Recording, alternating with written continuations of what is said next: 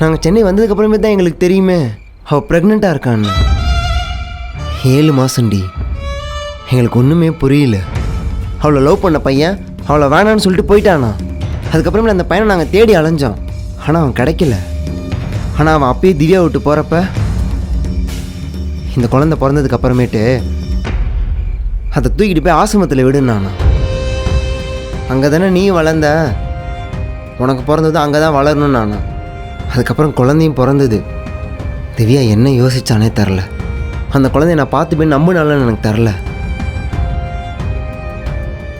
அவள் தப்பான முடிவு எடுத்துட்டா. காவியா, எனக்கு அன்புவை ஆசிரமத்தில் போய் சேர்க்க விருப்பமே இல்லை தெரியுமா. யோசித்து பாரு காவியா, பிறந்ததுக்கு அப்புறமே நமக்கு யாருமே இல்லை, நம்ம வாழ்க்கை ஃபுல்லாக அனாதை.